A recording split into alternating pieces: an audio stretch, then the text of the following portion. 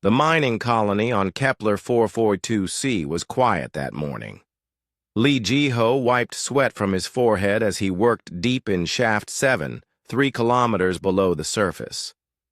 The heavy drilling machine hummed in his hands, boring through rock that sparkled with rare minerals. He had been working alone for 6 hours, just the way he liked it.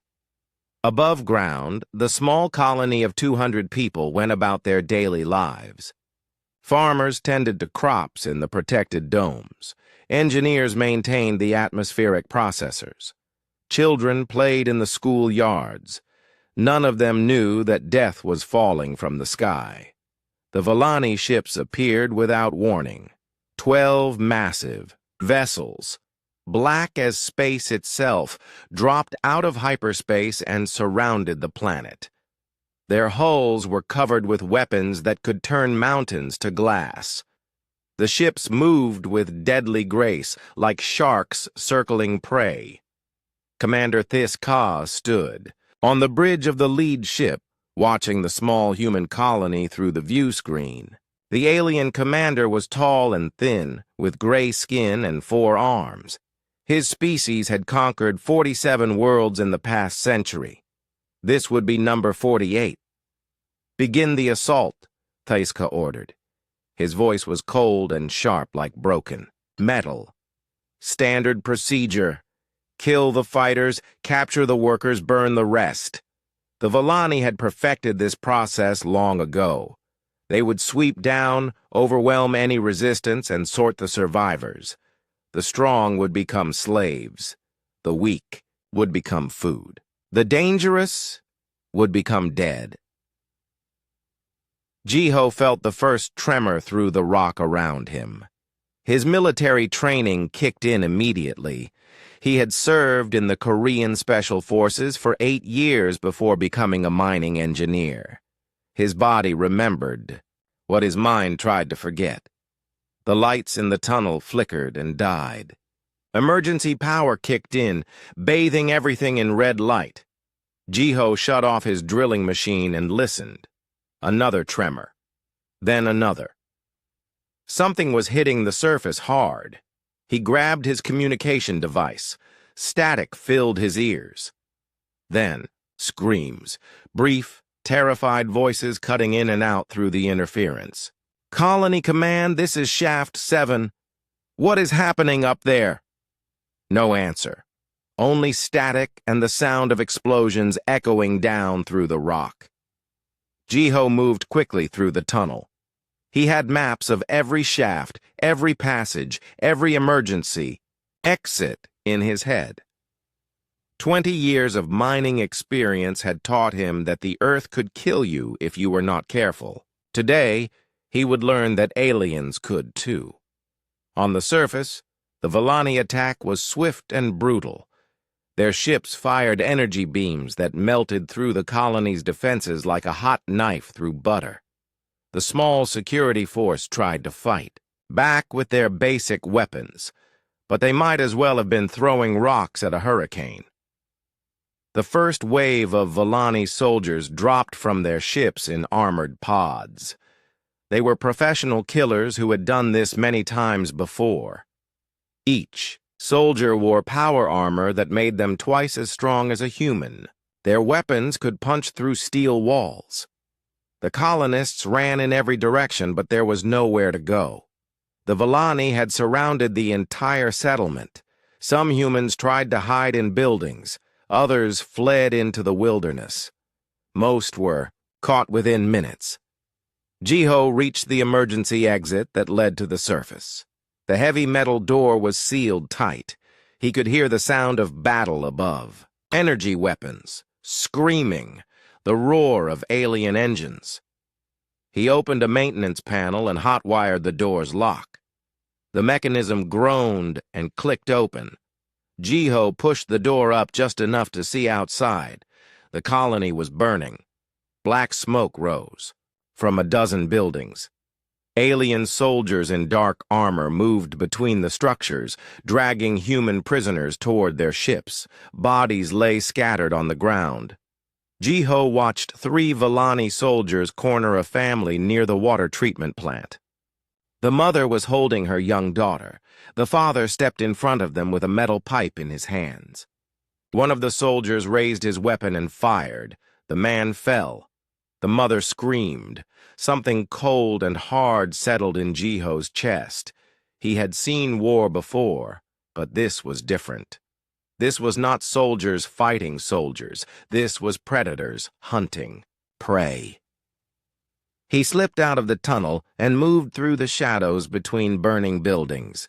His mining clothes were dark and helped him blend in. The aliens seemed confident that they had already won. They were not watching for threats. Jiho reached the equipment shed near the main drilling site. Inside were tools he knew better than his own hands. Plasma cutters, explosive charges, industrial welding equipment, things designed to cut through the hardest rock in the universe. The first Villani soldier came around the corner of the shed 3 minutes later. He was checking the building for hiding colonists. Instead, he found Jiho waiting with a plasma cutter that could slice through titanium. The alien's armor was strong, but it had joints. Jiho had studied engineering for 15 years. He knew where every system had weak points. The plasma beam found the gap between the soldier's helmet and chest plate. The alien dropped without making a sound. Jiho took the soldier's weapon and communication device. He could not understand the alien language, but he could hear the tone. They were coordinating their sweep, moving in patterns, following a plan. Plans could be disrupted. The second group of soldiers found their dead comrade 10 minutes later. They started searching more carefully, but Jiho was already gone. He had moved through the maintenance tunnels that connected all the major buildings. The aliens did not know these tunnels existed. The mining colony had been built to survive harsh weather and equipment failures. Every system had backups. Every building was connected underground. The colonists had built a maze beneath their feet and never realized it could be used for war. Jiho emerged in the power station. The aliens had not bothered to shut it down yet. They wanted to keep the lights on while they worked. He began making changes to the system. Small ones, subtle ones, the kind that would not be noticed until it was too late. The third group of Villani soldiers was checking the residential area when the power grid began to fluctuate. Street lights flickered. Building systems went offline and came back online. It seemed like battle damage at first, then the water treatment plant exploded. Jiho had rigged the system to overload. The blast was not huge, but it was unexpected. It created confusion, smoke, chaos. In the confusion, he moved again. Commander Thais Ka watched the explosion from his ship's bridge. A small part of him was impressed. Most species they conquered simply ran or hid or surrendered. They did not. Fight back with industrial sabotage. Report, he ordered. Unknown, Commander. The explosion appears to be a system failure. We are investigating. Thais Ka's 4 eyes narrowed. In 47 conquests, he had learned to recognize when prey became predator. Something was wrong down there. Jiho reached the mining equipment depot just as the sun was setting. The battle had lasted 6 hours. Most of the colonists were dead or captured. The aliens were preparing to leave with their prisoners and their loot. But Jiho was not done. The depot contained the colony's most powerful industrial equipment. Mining mechs that could move tons of rock, drilling platforms that could bore through a mountain, explosives that could blast through anything. He began to work. His hands moved with the confidence of someone who had spent 20 years making machines do exactly what he wanted them to do. The aliens had better weapons, but they did not understand human engineering. The fourth group of Volani soldiers was loading prisoners onto transport ships when the ground began to shake, not the small tremors from before. Real earthquake shaking. The mining mechs came out of the depot like metal monsters. Jiho had programmed them to move in attack patterns. They were not built for war, but they were built to destroy rock. Alien armor was softer than rock. The first mech reached the transport area and began tearing through Volani soldiers like paper. Its massive drill arms spun at 3,000 rotations per minute.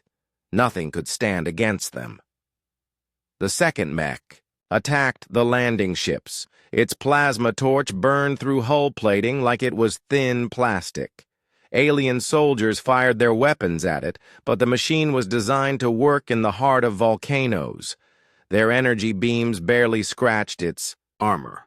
Commander Thais Ka watched his perfect operation fall apart. 3 mechs were destroying his ground forces. His ships could destroy the machines easily, but his soldiers and prisoners were mixed together below. He could not fire without killing his own people. "Who is operating those machines?" he demanded. "Unknown, Commander. We are trying to locate the operator." Jiho was not operating them anymore. He had programmed them and set them loose. Now he was doing something else, something the aliens would never expect from a primitive human. He was learning. The alien communication device he had taken was still working. He could hear their voices, urgent and confused. He could not understand their words, but he was beginning to understand their patterns, their tactics, their weaknesses. The Volani were strong, but they were used to fighting weak enemies. They expected their superior technology to win every battle quickly.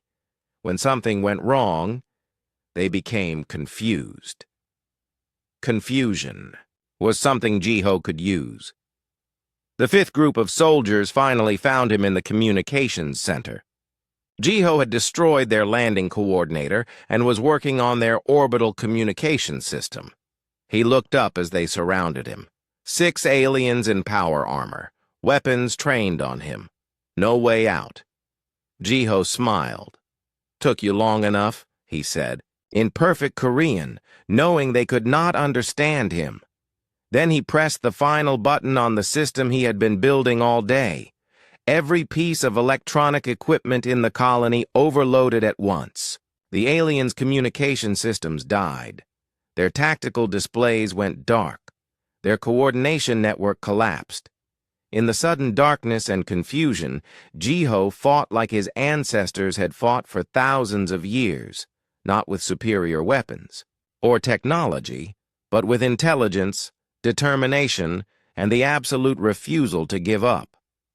When Commander Thiska's soldiers finally dragged him aboard their ship 20 minutes later, Jiho was unconscious, but alive. Around him lay the wreckage of what should have been a simple conquest. 12 Volani soldiers were dead. 2 ships were damaged. The mining mechs were still rampaging through the ruins of the colony. And 1 small human had taught the mighty Volani Empire something they had never learned before: some prey fight back. Jiho woke up in a cage. The metal bars were thick and hummed with energy. Beyond them, he could see a large room filled with similar cages. Some held humans. Others contained alien creatures he had never seen before. All of them looked broken and afraid. His body ached from the fight. His left arm was bandaged where a Volani energy weapon had grazed him. But his mind was clear and alert. He began studying his surroundings immediately.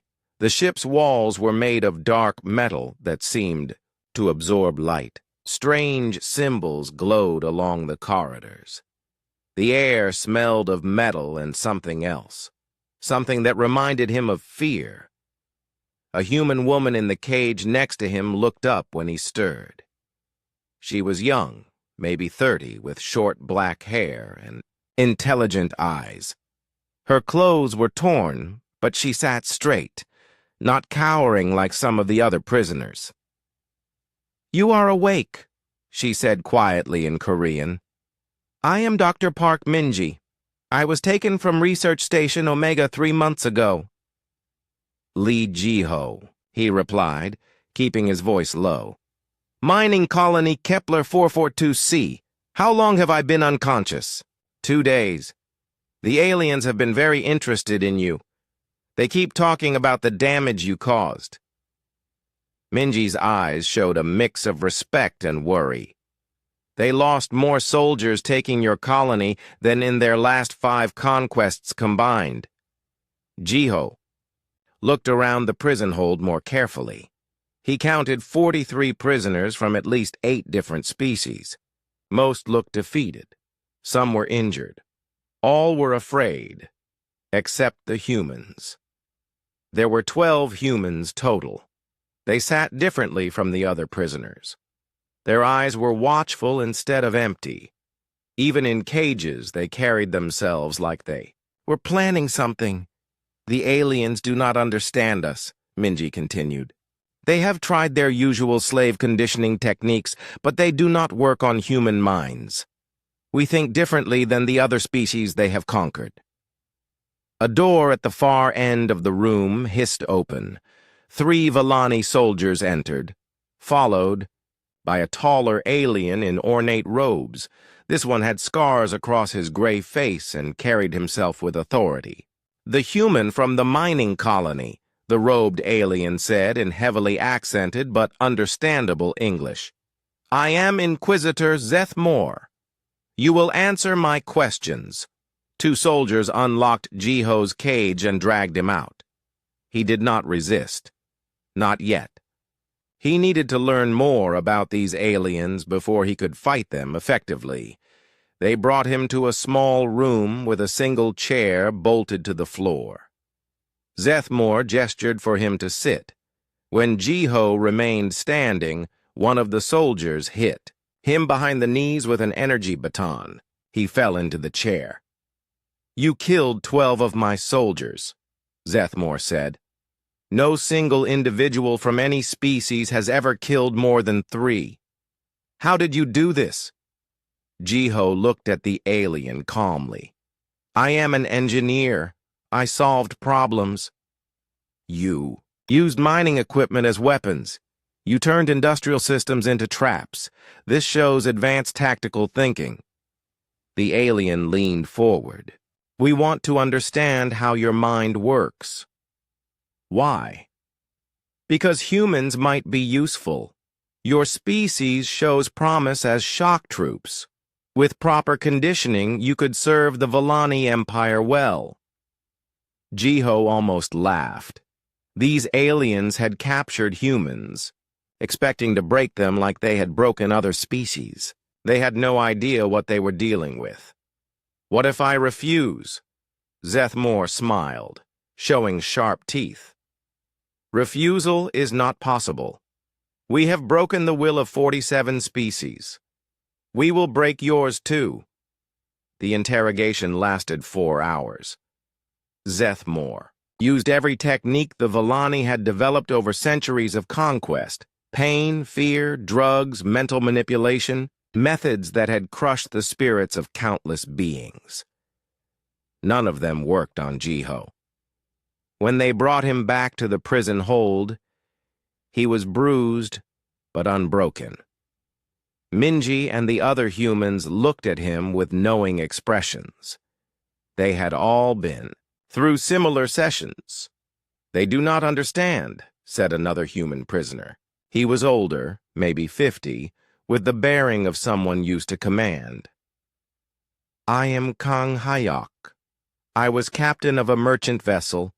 They have been trying to break me for 4 months." "What do they want?" Ji-ho asked. "Slaves, soldiers. They conquer species and turn them into workers for their empire." Hayok gestured to the alien prisoners. "Look at them. They were warriors once, artists, leaders. Now they can barely think for themselves. Jiho studied the non-human prisoners more carefully. Hyuk was right. They moved like machines following programming. Their eyes were empty of hope or rebellion. Whatever the Villani did to them, it worked. But not on us, Minji said quietly. Human minds resist their conditioning. We adapt instead of breaking. It frustrates them. Over the following days, Jiho learned more about his captors and fellow prisoners. The Villani Empire controlled 12 star systems. They had perfected the art of conquest and slavery. Each species they encountered was studied, categorized, and put to use. The Kree became miners because they could survive in harsh environments. The Solari became engineers because they had natural skill with machines. The Yeath became administrators because they had excellent memories. But humans were different. They could not be easily categorized. They adapted to any role, learned new skills quickly, and refused to accept their situation as permanent. Dr. Park Minji had been a xenobiologist before her capture. The Villani forced her to study human psychology, trying to find ways to control human minds. Instead, she learned about alien weaknesses. Their society is built on rigid hierarchy, she explained during one of their quiet conversations. Every Villani knows exactly where they fit in the chain of command. They follow orders without question. It makes them efficient, but also predictable. What about their technology? Jiho asked. Advanced, but they rely on it too much. They expect their superior weapons and ships to win every battle. When something unexpected happens, they become confused. Jiho thought about his fight at the mining colony. The aliens had been thrown off balance when he used their own tactics against them. They expected primitive resistance, not adaptive strategy. Another human joined their quiet discussions. Dr. Kim Soo-young had been an engineer on a research station. She had been studying Villani technology while pretending to be broken by their conditioning. Their systems are powerful, but not elegant, she whispered. They build everything with brute force methods. No subtlety, no creative solutions. Just overwhelming power applied directly. Can their systems be hacked? Jiho asked. Not easily, but they have security flaws. They never expect attacks from inside their own network. Why would they? No slave species has ever had the technical knowledge to attempt it. The three humans began planning quietly. They could not escape yet. They were outnumbered, outgunned, and trapped on an alien ship light years from home. But they could prepare. Jiho used his engineering knowledge to study the ship's systems. Every time they moved him for interrogation, he memorized another corridor, another access panel, another potential weakness. Minji used her biology background to understand alien psychology. She watched the guards, learned their patterns, identified which ones were more aggressive and which ones were lazy. Soo-young focused on technology. She pretended to be catatonic while secretly observing every piece of equipment she could see. The aliens thought she was broken, so they paid her no attention. Meanwhile, the other human prisoners contributed in their own ways. Hyuk had command experience and began organizing the humans into a unit. A teacher named Choi Dae-ho started educating some of the alien prisoners, carefully testing which ones might still have enough spirit left to fight. Inquisitor Zeth Moore grew increasingly frustrated. His interrogations of Jiho became longer and more brutal, but they yielded no useful results. The humans simply would not break. "Your resistance is pointless," Zeth Moore said during one session. "We will find a way to control your species. And when we do, we will return to your home world." Earth will become another jewel in the Volani crown. Jiho looked up at his tormentor with cold eyes. You made a mistake taking me alive. What mistake? You let me see how you think, how you fight, how you fail. Jiho leaned back in his chair despite the pain. I am learning about you faster than you are learning about me. It was true. Every day of captivity taught Jiho more about Volani weaknesses, their predictable tactics, their rigid command structure, their overconfidence in superior technology. The aliens thought they were studying him. In reality, he was studying them. Back in the prison hold, the human prisoners continued their quiet preparations. They could not fight the entire Volani Empire, but they were beginning to believe they might not have to. Look at the other prisoners, Minji said one day. Some of them are starting to change. She was right. A few of the alien captives had begun sitting straighter. Their eyes showed flickers of something that might have been hope. The human example was infectious. Jiho realized something important.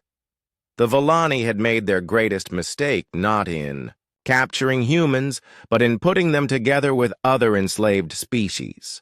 Humans did not just resist. They inspired resistance in others. A new plan began forming in his mind. Not just escape, but something much more dangerous to the Volani Empire. Revolution. But first, they needed more allies, more resources, more time. Jiho settled in to wait and learn. The Volani thought they were breaking him down with their interrogations. Instead, every session made him stronger and gave him more information about his enemies. The aliens had captured the first human they encountered. They thought this made them powerful. They had no idea it would make them extinct. 3 weeks after Jiho's capture, the first accident happened. A power coupling in the engine room exploded without warning. The blast killed 2 Volani engineers and shut down main power for 6 hours. The ship drifted in space while repair crews worked frantically to restore systems. Commander Thisika reviewed the incident report with growing suspicion. The coupling had been inspected just days before. All tests showed it was working perfectly. Equipment this advanced did not simply fail. Sabotage? He asked his chief engineer. Impossible, Commander. The engine room is restricted. Only senior staff have access, and all the prisoners were secured in their cells during the incident. But this Ka was beginning to understand that humans made impossible things possible. In the prison hold, Jiho sat quietly in his cage. To the guards, he looked like any other broken prisoner, but his eyes were alert, watching everything. 3 weeks of careful observation had taught him the ship's routines. Guard shift changes happened every 8 hours. Maintenance crews worked on Deck 7 between 0200 and 0600. The ventilation system cycled fresh air through the prison hold every 90 minutes. Dr. Kim Soo-young had been paying attention, too. During her last interrogation, she had memorized the layout of several key corridors. She had also learned something important about Volani technology. Their systems are connected, she whispered to Jiho during one of the rare moments when no guards were watching. Everything runs through the main computer network. They never considered that someone might use those connections against them, Kavor. You access their network? Jiho asked. Not directly, but I have been watching their maintenance procedures. They use portable diagnostic tools that connect to the main system. If we could get one of those tools... The opportunity came 2 days later. A maintenance crew was working on the environmental controls near the prison hold. One of the technicians set his diagnostic tool down while he crawled into an access panel. Choi Dae-ho created a distraction by starting a loud argument with another prisoner. The guards rushed over to break up the fight. In the confusion, no one noticed Dr. Park Min-ji slip her hand through the energy bars and grab the diagnostic tool. The device was small, about the size of a human palm. Soo-young examined it carefully, using her knowledge of engineering to understand how it worked. Within hours, she had figured out how to access the ship's computer systems. "I can see their security protocols," she reported quietly. "Personnel, schedules, ship schematics, even some tactical information." "What about the other prisoners?" Ji-ho asked. "The non-humans. Can we help them?" Min-ji had been studying the alien captives since her arrival. Most had been broken by Villani conditioning techniques, but a few showed signs that their original personalities might still exist somewhere, inside their programmed minds. "I think some of them can be reached," she said. "The Kree, especially. Their species has strong family bonds. If we can remind them of what they have lost." Ji-ho nodded. The humans had been working individually so far, but they needed allies if they wanted to do more than just survive. They needed to build something the Villani had never encountered before, a resistance network. The work began slowly. Ji-ho used his engineering knowledge to identify small ways to disrupt ship operations, loose bolts in critical systems, misaligned, sensors that would give false readings. Nothing dramatic enough to be noticed immediately, but problems that would compound over time. Soo-young used the stolen diagnostic tool to map the ship's entire computer network. She learned about security weaknesses, backup systems, and emergency protocols. Most importantly, she discovered that the ship carried prisoners from dozens of different worlds. "There are over 300 enslaved beings on this vessel," she reported. "Not just in our hold. There are prison decks throughout the ship. If even half of them could be turned." Dae-ho focused on the psychological aspect of resistance. He had been a teacher before his capture, skilled at communicating complex ideas in simple terms. He began talking to some of the alien prisoners, carefully testing their responses. The first breakthrough came with a Kree named Voss. The alien had been captured 5 years earlier when the Villani destroyed his homeworld. The conditioning had made him obedient, but it had not completely erased his memories. "Your children," Dae-ho said quietly during one of their conversations. "Do you remember their names?" For a moment, Voss's eyes flickered with something that might have been pain. Then the programming reasserted itself, and his expression became blank again. But it was enough. The conditioning was not perfect. Memories could be awakened. Min-ji worked with the biological aspects of their plan. She had learned that different species responded to the Villani conditioning in different ways. Some, like the Yith, were almost completely broken. Others, like the Kree, retained more of their original personalities. "We need to be selective," she advised. "Target the species that still have some resistance left. Build our network gradually." Kang Hyuk used his command experience to organize the growing resistance cell. He had spent 30 years as a ship captain, managing diverse crews and complex operations. Those skills translated well to managing a secret rebellion. "We cannot move too quickly," he warned during one of their planning sessions. "The Villani are starting to notice the accidents. If we reveal ourselves too early, they will separate us or kill us," Ji-ho agreed, but he was growing impatient.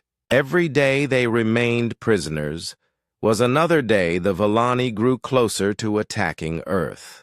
Zethmore had mentioned during interrogations that the Empire was already planning invasion fleets. The second major accident happened 4 weeks after Jiho's capture. This time, it was the navigation system. A cascade failure that started with a single corrupted data file spread through the entire stellar positioning network. The ship dropped out of hyperspace in the middle of nowhere, completely lost. It took the Villani engineers 18 hours to restore basic navigation and another 6 hours to plot a course back to their destination. Commander This Ka called an emergency meeting of his senior staff. "This is not equipment failure," he stated, flatly. "Someone is sabotaging my ship." "Commander," his security chief replied, "we have checked all personnel. Our people are loyal. The prisoners are secured. There is no way anyone could access critical systems." "Then explain how a navigation file became corrupted with what appears to be a human mathematical sequence." Silence filled the meeting room. No one had an answer. This Ka made a decision that would prove to be a critical mistake. Instead of investigating further, he ordered increased security around the human prisoners. More guards, more surveillance, tighter restrictions. But he did not separate them. The increased security actually helped the resistance. With guards watching the humans more closely, the Villani paid less attention to the other prisoners. This gave Jiho and his team more opportunities to contact aliens from other species. The breakthrough came with a group of Solari engineers. Their species had been conquered 8 years earlier, but they retained much of their technical knowledge. Unlike the Kree, who were valued for physical labor, the Solari were used for their intellectual abilities. Dr. Su-Yung made contact with one of them, a female named Zira, who worked in the ship's maintenance division. During a carefully planned encounter in a maintenance corridor, Su-Yung showed her the stolen diagnostic tool.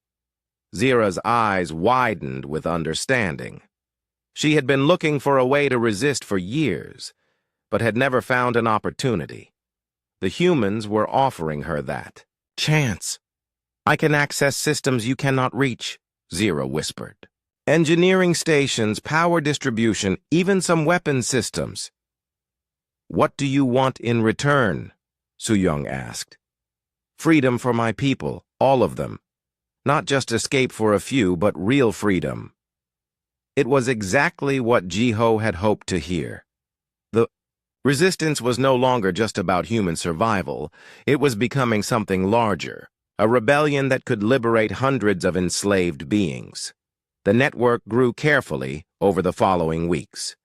Zira recruited 2 other Solari who still retained some independence. The Kree named Voss began remembering more about his past life and started talking to other members of his species. Even some of the more thoroughly conditioned aliens began to show changes. The constant example of human defiance was having an effect. Hope was spreading through the ship like a virus. Jiho coordinated the growing network from his prison cell. He used hand signals, whispered conversations, and even crude drawings scratched into the metal walls to communicate with his expanding team of allies. The third major incident was different from the first 2. Instead of equipment failure, it was a coordinated disruption of multiple systems. Life support fluctuated. Artificial gravity failed in 3 different sections. Emergency alarms sounded throughout the ship. Most importantly, several security doors malfunctioned during the chaos. For the first time since their capture, some of the prisoners were able to move freely through parts of the vessel. They used those precious minutes well. Voss and 2 other Kree reached a storage area and retrieved tools that could be used as weapons. Zira accessed a computer terminal and downloaded critical ship information. A group of human prisoners, led by Hyok, scouted escape routes and identified key targets for future operations.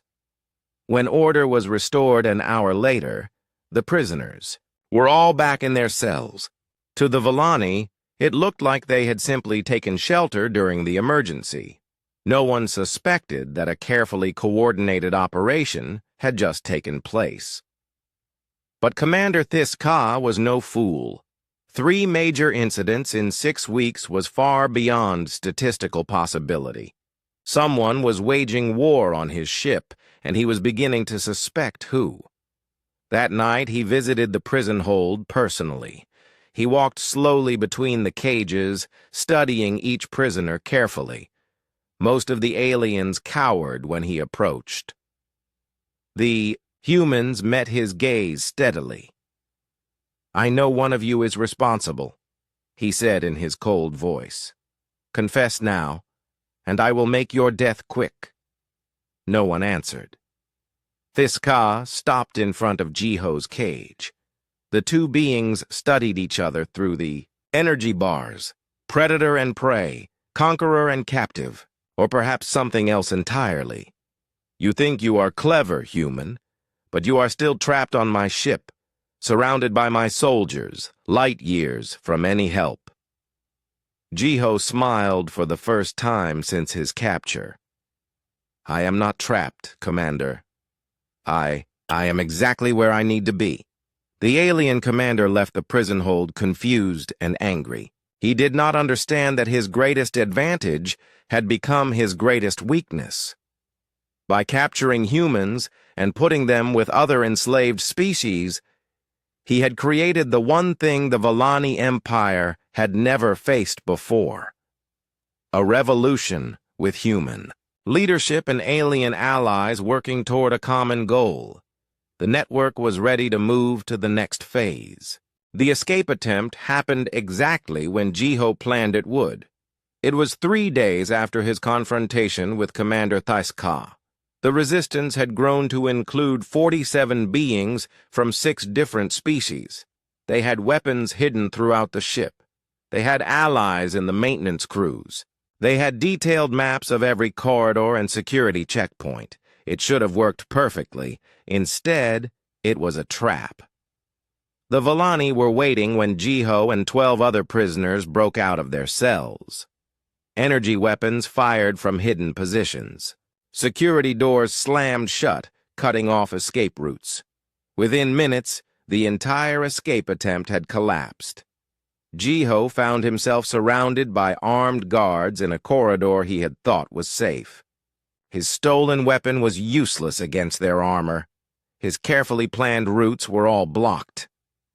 "Did you really think we did not know?" Commander Thiska emerged from behind his soldiers, looking satisfied. "We have been watching your little network for weeks. Every whispered conversation, every hidden weapon, every small act of sabotage." Jiho said nothing. He had suspected this might happen, but he had hoped they could move fast enough to avoid detection. He had been wrong. "Bring them all to the main." "Hold," Thiska ordered. "All the conspirators, it is time for a demonstration." Within an hour, the Villani had rounded up every member of the resistance network. Humans, Kree, Solari, and others were dragged to the ship's largest cargo hold and forced to their knees in rows. Dr. Park Minji knelt beside Jiho, blood running down her face from where a guard had struck her. Dr. Kim Soo-young was unconscious, carried between 2 soldiers. Kang Hyok's arm was broken, but his eyes still burned with defiance. The alien prisoners who had joined them looked terrified. Voss the Kree was shaking. Zira the Solari engineer was crying. They had dared to hope for freedom, and now they faced death. Commander Thiska stood before the assembled prisoners with his senior staff. Behind them, screens showed images from throughout the ship. Every prisoner, every crew member, every being on the vessel was watching. "This is what happens to those who resist the Villani Empire," Thiska announced. His voice carried through the ship's communication system. "These fools thought they could fight us with tricks and sabotage. They were wrong." He gestured to his soldiers. "Execute them, all of them. Start with the humans. A guard raised his weapon toward Jiho's head. This was the moment. The end of everything. The resistance had failed. Then Dr. Song Yeji began to speak. She had been the quietest of the human prisoners, rarely joining their conversations. A psychologist before her capture, she had spent weeks studying not just the Villani, but every species on the ship. Now she stood up slowly despite the weapons pointed at her. "You still do not understand us," she said calmly, speaking loud enough for everyone to hear. "You think killing us will solve your problem, but we are not your problem." "Silence," Thiska snapped. "You have lost. Your network is broken. Your plans have failed." "Have they?" Yeji smiled sadly. "Commander, may I ask you something? In all your conquests, how many species have you encountered that get stronger when you hurt them?" The alien commander paused. It was an odd question, but something about the human's confidence disturbed him. "None," he admitted. "Exactly. Every other species you have conquered becomes weaker when you apply pressure. They break down, they give up, they accept slavery as inevitable." Yeji looked around the hold at all the watching prisoners. "But humans are different. We are persistence hunters, Commander. Do you know what that means?" Thiska did not answer, but his expression showed he was listening despite himself. "It means we evolved to chase prey that was faster and stronger than us. We would follow them for days, sometimes weeks, never giving up. Eventually, the prey would collapse from exhaustion, and we would catch them." Yeji's voice carried clearly through the ship's speakers. "We learned something that no other species learned. Failure is not the end. It is just another step toward victory." "Your philosophy will not save you," Thiska said, but there was less certainty in his voice. "I am not trying to save myself," Yeji replied. "I am trying to save you." The alien commander stepped closer, his 4 eyes narrowing. "What do you mean?" "You captured the wrong species, Commander. You thought you were taking slaves, but you actually started a war. Not just with humans, but with an idea that humans carry." Yeji gestured to the other prisoners around them. "Look at them. Really look." Thiska followed her gaze. The non-human prisoners were no longer cowering. Despite their fear, they were sitting straighter. Their eyes showed something the commander had not seen in conquered beings before. Anger. "The idea of freedom is like a virus," Yeji continued. "Once it spreads, you cannot stop it. These beings had forgotten they could choose to resist. We reminded them. They will die with you," Thiska stated. "The idea dies when its carriers are eliminated." "Does it?" Yeji smiled again. "How many prisoners are watching this execution right now? Hundreds? Thousands? What do you think they are learning from our example?" For the first time since Jiho had met him, Commander Thiska looked uncertain. Around the cargo hold, Villani officers were exchanging worried glances. They had not considered this possibility. "They are learning that slavery is a choice," Yeji said, her voice growing stronger. "They are learning that some beings choose death over chains. They are learning that resistance is possible." She turned to address the screens directly, knowing prisoners throughout the ship were watching. "We are not the first to die for freedom," she called out. "Others have died before us. Others will die after us. But each death makes the idea stronger. Each execution proves that some things are worth dying for." Inquisitor Zethmore stepped forward, his scarred face twisted with rage. "Enough! Kill them now!" But Commander Thiska held up a hand. He was thinking furiously. The human psychologist was right about one thing. Executing rebels in front of other prisoners could inspire rather than intimidate. He had seen it happen with other species, though never to this degree. Perhaps, he said slowly, a different approach is needed. He ordered the prisoners to be separated.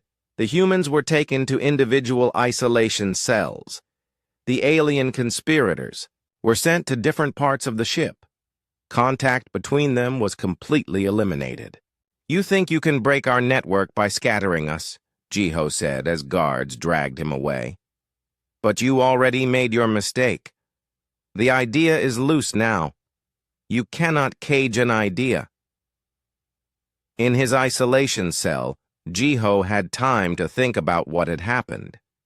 The escape attempt had failed, but Dr. Song Yeji was right. Failure was just another step toward victory. They had learned valuable lessons about Volani security. More importantly, they had demonstrated something to every prisoner on the ship.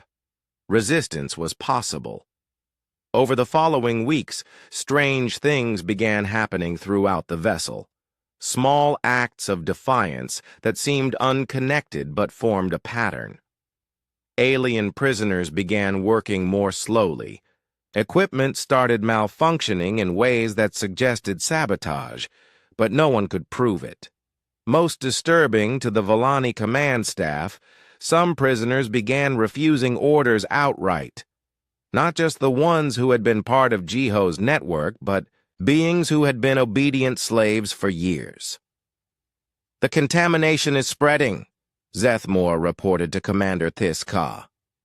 "The human influence is affecting prisoners who had no direct contact with the resistance network. How is this possible?" "Ideas spread through observation, Commander. The other prisoners watched the humans choose death over submission. Now they are making similar choices." Thiska realized he faced a problem unlike any in Volani history. They had conquered 47 species by breaking their will to resist. But humans did not break.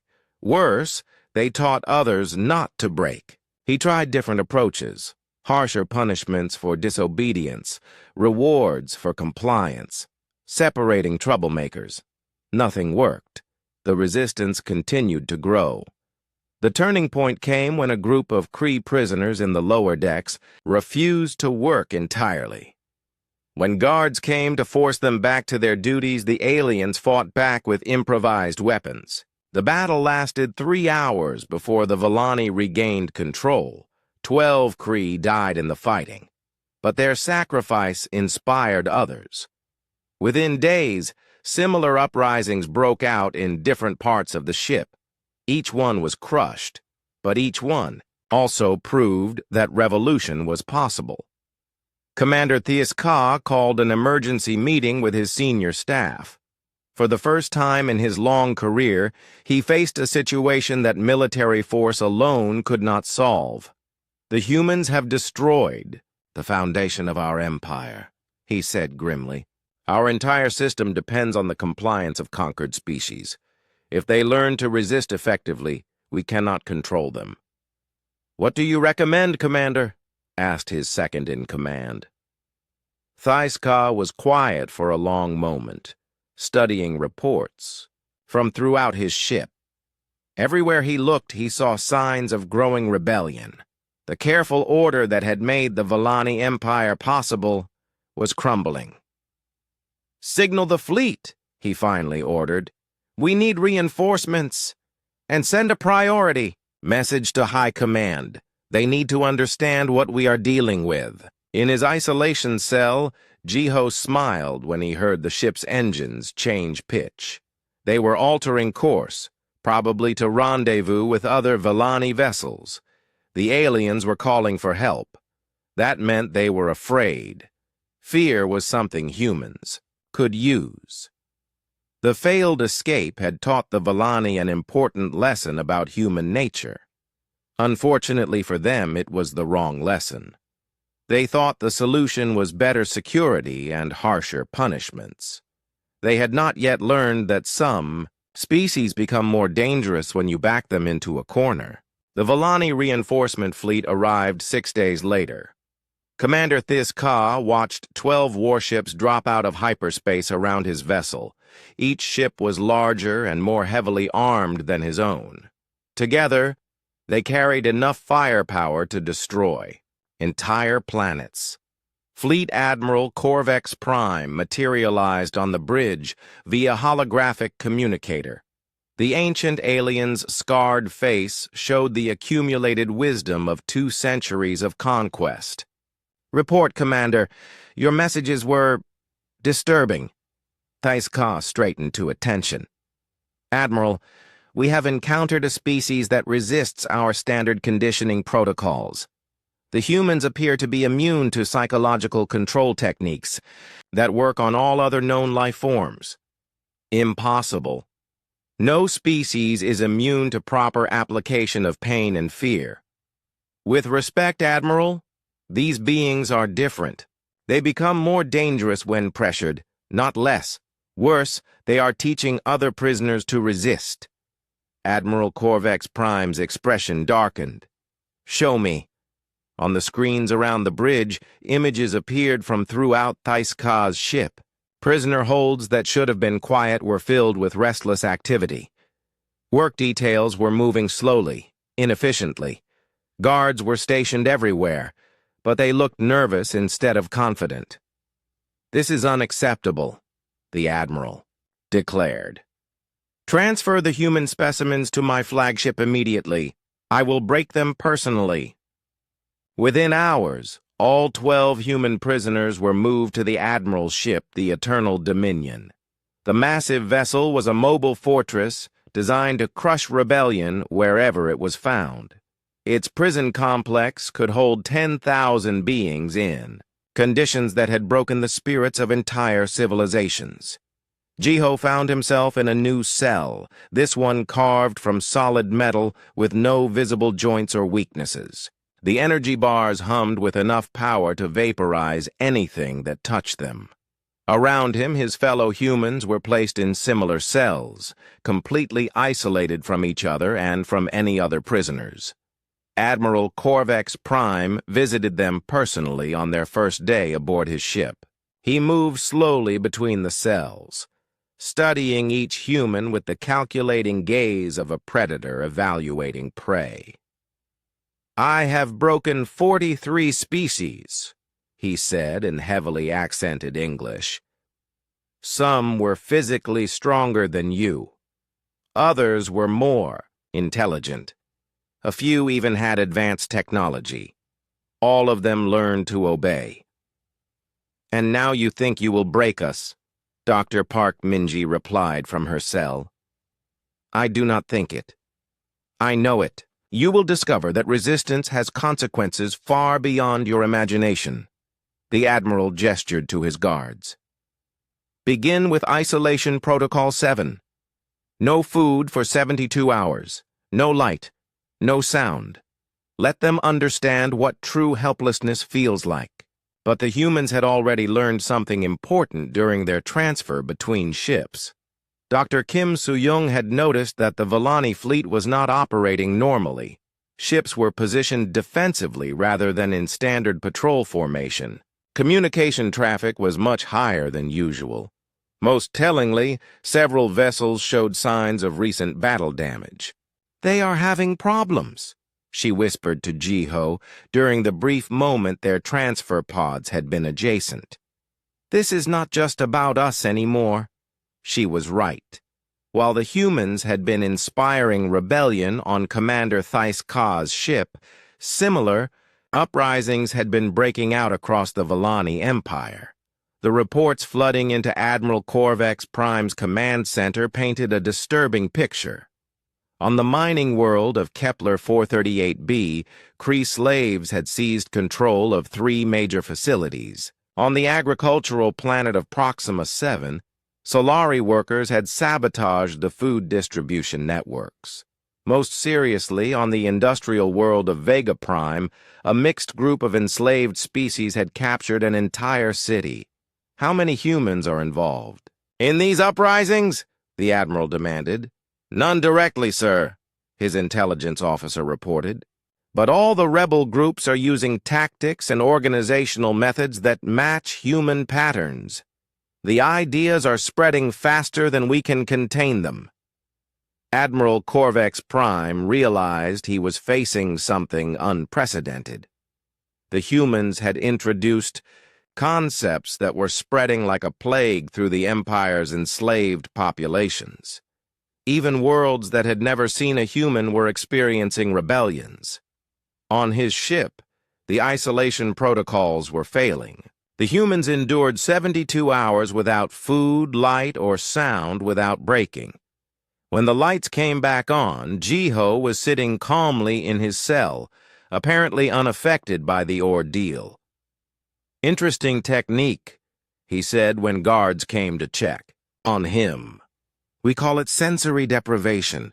Human military forces use it for training. It teaches soldiers to rely on inner strength when external support is removed. The Admiral tried different approaches.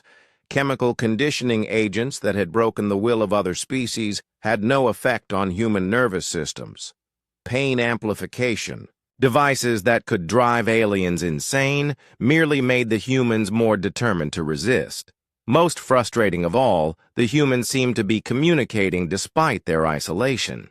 They had developed a system of tapping on their cell walls that transmitted messages throughout the prison complex. Even when guards tried to stop them, they found new ways to share information. Dr. Song Yeji was studying her captors as carefully as they were studying her. During her interrogation sessions, she observed Villani behavior patterns and psychological responses. What she learned was both encouraging and terrifying. They have never encountered organized resistance before, she told the others during one of their tapped conversations.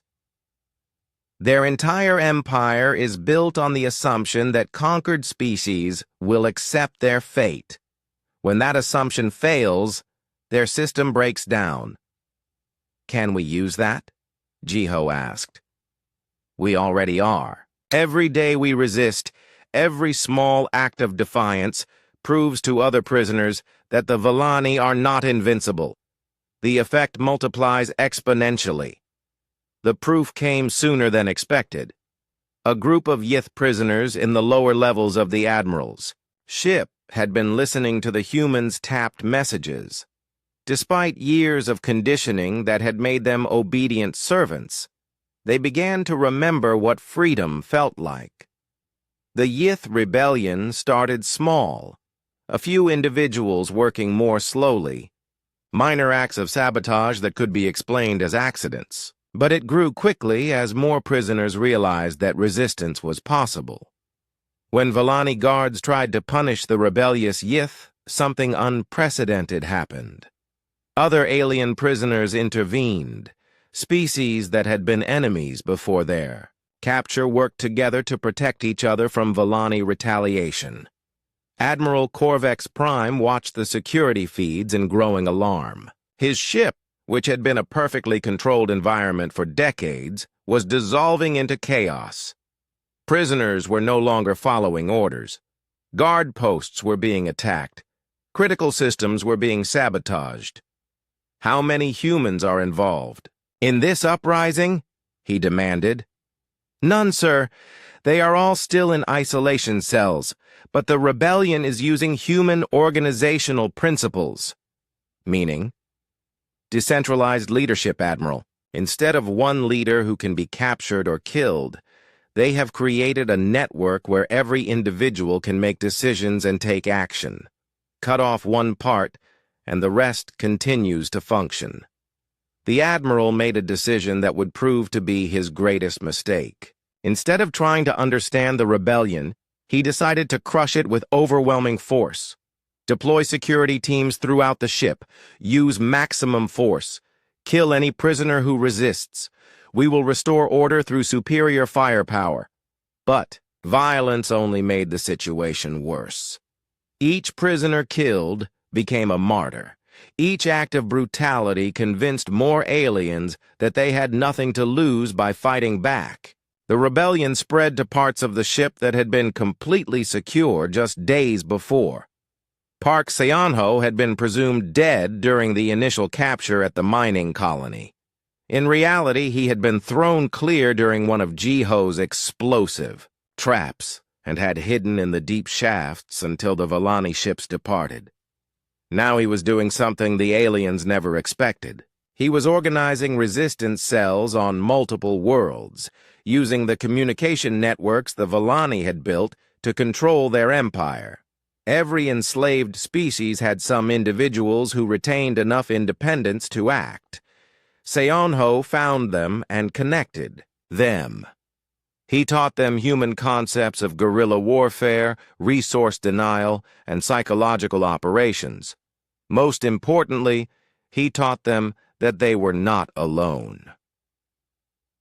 The rebellion aboard Admiral Corvex Prime's flagship reached a critical point when the prisoners gained access to the ship's communication array. For the first time in Vellani history, enslaved beings could talk directly to each other across star systems. Dr. Jo Minha, a former diplomat who had been captured 6 months earlier, used her skills to coordinate between different species and worlds. She helped create the first truly multi-species alliance in this region of space. "We are not fighting for ourselves anymore," she broadcast to rebel cells throughout the Empire. "We are fighting for the idea that no being should be enslaved. We are fighting so that future generations will know freedom." The message reached rebel groups on dozens of worlds. Species that had never heard of humans were inspired by human ideals of liberty and self-determination. Admiral Corvex Prime realized his empire was collapsing. The rebellion had spread beyond any possibility of military containment. Worse, Vellani forces were beginning to lose battles against opponents who should have been helpless slaves. "The humans have destroyed everything we built," he told his senior staff during an emergency meeting. "Our entire civilization depends on the compliance of conquered species. If they will not serve willingly, we cannot make them serve at all." "What are your orders, Admiral?" Corvex Prime stared at the tactical displays showing rebellion spreading throughout Vellani space. For the first time in his long career, he had no answer. In his isolation cell, Jiho smiled as he listened to the chaos outside. The Vellani had made their final mistake. They had shown their slaves that the masters could bleed. Once that lesson was learned, no force in the galaxy could make beings accept chains again. The end of the Vellani Empire began with a single word. Admiral Corvex Prime stood in his command center, watching tactical displays that showed rebellion spreading across 47 star systems. Red warning lights flashed as report after report came in. Mining worlds had stopped producing. Agricultural planets were refusing to ship food. Industrial centers were in open revolt. "Admiral," his communications officer called out, "we are receiving a transmission from the human prisoners. Impossible. They are in isolation cells with no access to communication systems." "Nevertheless, sir, the signal is coming from the prison complex." On the main screen, Lee Jiho appeared. He was standing in what looked like a command center, surrounded by aliens from a dozen different species. Behind him, Jiho could see freed prisoners working at control stations. "Good morning, Admiral," Jiho said calmly. "I wanted to thank you for bringing us aboard your flagship. It made liberating your ship much easier." Admiral Corvex Prime stared in disbelief. "How did you escape? The isolation cells were impenetrable." "You made the same mistake your empire has been making for centuries," Jiho replied. "You focused on controlling individuals instead of understanding communities. While you were trying to break our spirits, we were building something you had never seen before." The camera panned to show the full scope of the liberation. Thousands of former prisoners filled the ship's corridors and compartments. Kree, Solari, Yith, and dozens of other species worked together with a coordination that should have been impossible. A free society, Dr. Park Minji said as she stepped into view beside Jiho. Species working together by choice rather than force. It is more efficient than slavery, Admiral, and much more dangerous to tyrants. You cannot hold this ship, Admiral Corvex Prime declared. My fleet will retake it within hours. What fleet? Dr. Kim Soo-young appeared on screen, holding a tactical display. Your captains are reporting similar uprisings on their vessels. Apparently, the idea of freedom spreads faster than your ability to contain it. It was true. Throughout the Vellani fleet, similar rebellions were taking place. The prisoners had been communicating across ships using the same networks the Vellani used for coordination. When the uprising began on the flagship, it triggered simultaneous revolts throughout the entire force.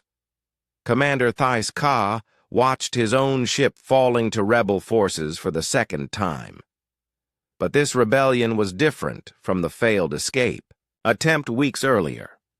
The prisoners fought with the discipline of trained soldiers and the coordination of a unified command structure. They have turned our own systems against us, he reported to Admiral Corvex Prime. The humans have taught them to use our technology more effectively than we use it ourselves.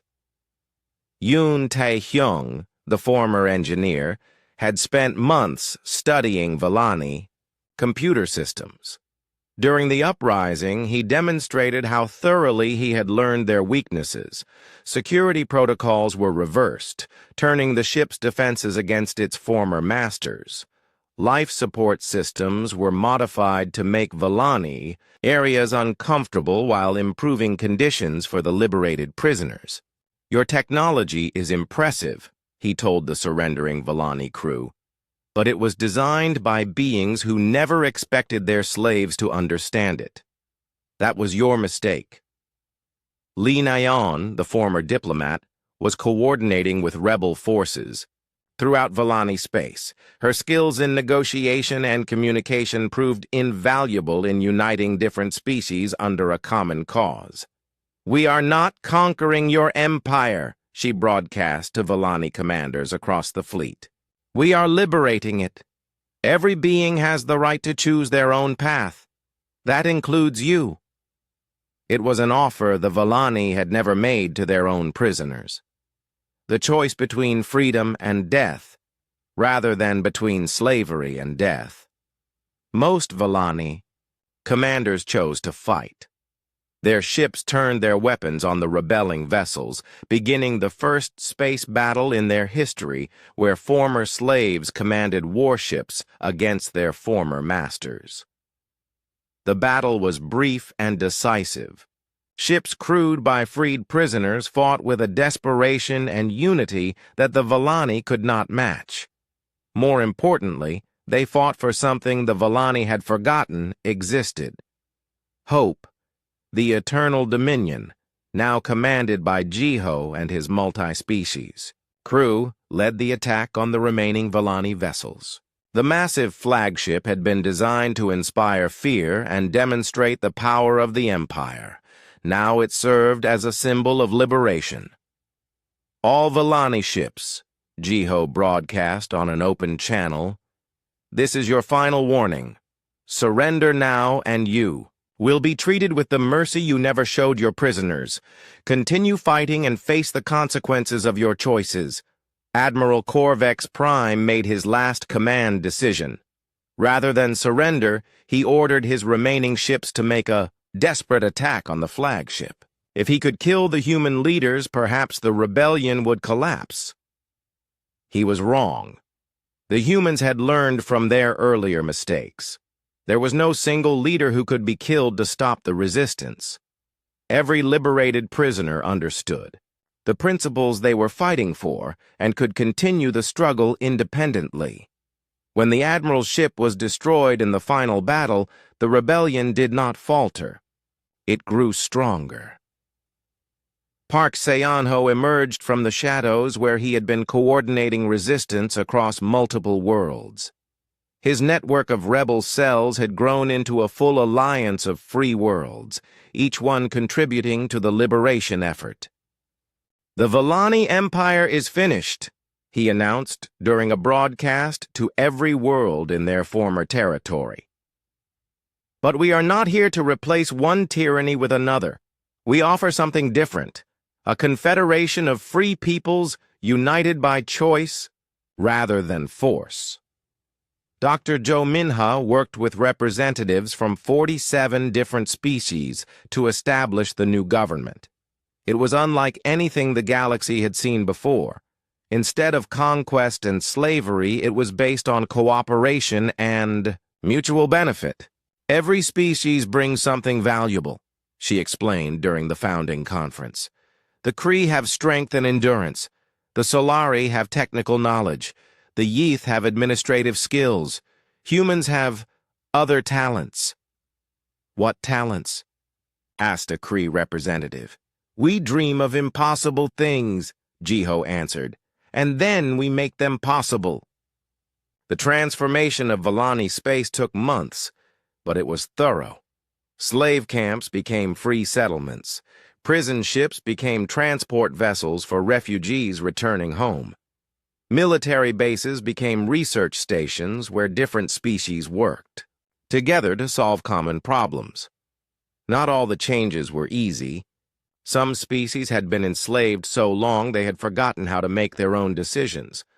Others struggled with the concept of cooperation between former enemies, but the humans helped.